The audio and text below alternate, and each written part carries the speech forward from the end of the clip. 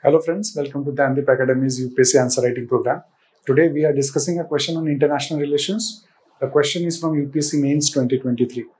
So the question is, Indian diaspora has scaled new heights in the West. Describe its economic and political benefits for India. Now before I go to the answer, just understand one thing, that we have been having questions on diaspora every alternate year. So you should be very thorough with this topic. Here, only two aspects are asked: what are the economic and political benefits for India? So the focus in this question obviously is the same. What are the economic and political benefits of diaspora for India? And the locus is Indian diaspora scaling new heights in the West. Okay. Now, when you write the answer, you'll have to justify the statement that how Indian diaspora is scaling new heights in the West.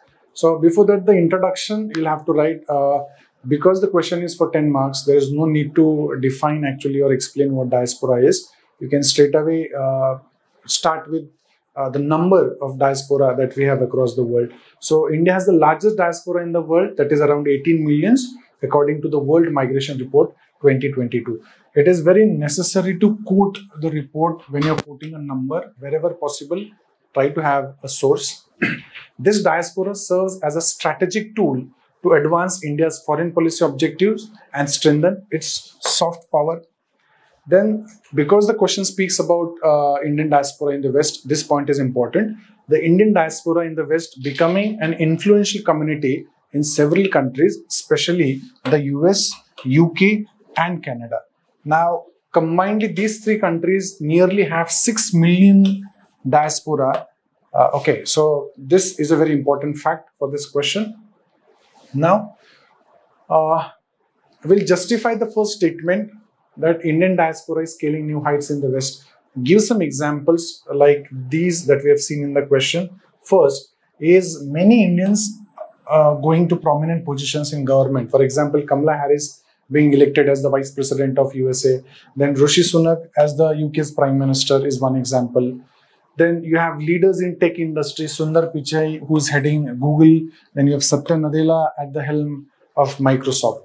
So you can have a lot of examples from the industry, from economic sector as well, a lot of government officers as well.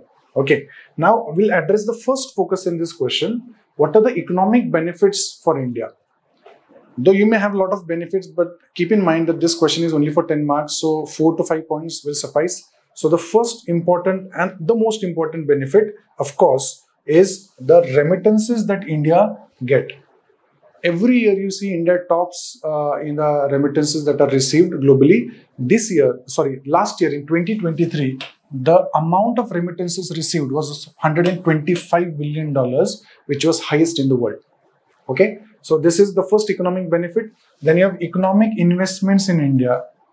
The Indian diaspora investing a lot of their money in India through FDI or portfolio investments. This is one benefit. Then promotion of tourism also is another economic benefit, because diaspora plays a role in promoting India as a tourist destination, thereby boosting tourism revenue in the country.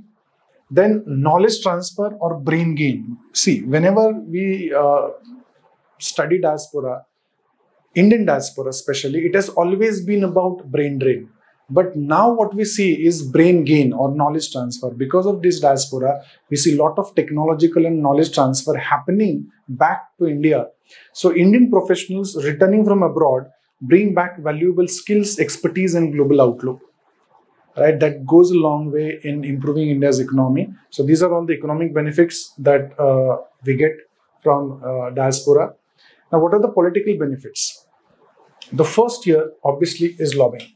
Okay, this plays a very important role, and the best example of lobbying is the Indo-US nuclear deal. Okay, this was a monumental deal for India, and this was possible because backroom lobbying through the diaspora. Then you have cultural diplomacy. This expands India's soft power globally. For example, celebration of Diwali at the White House, or International Yoga Day being celebrated all across the country. All the heads of the countries celebrate yoga. So that is one benefit that occurs to India. Then you have strong bilateral relations due to Indians at higher positions in government. Especially Canada, for a country like Canada, USA, you see many Indians at very prominent positions in the government. That leads to better bilateral relations with these countries. Then support for India at global platforms. Example is United Nations Security Council and the United Nations. Okay, so these are the political benefits that India can have because of the diaspora. Now, lastly, how would you conclude this? Obviously, you should agree with this point that yes, India is benefiting. So the Indian diaspora in the West has proved beneficial both economically also and politically also to India. And leveraging these external assets should remain an important focus area for India. Okay, India wanting to have a greater say at global level, then leveraging this asset is going to be very important. Lastly, government should recognize their contributions and strengthen the bond with diaspora through programs like Bharatiya Pravasi Divas, and establish, not only recognize their contributions, but also address their grievances through redressal systems to address their problems abroad. Okay, so this way you can end the answer. That's all for today. Thank you and have a nice day.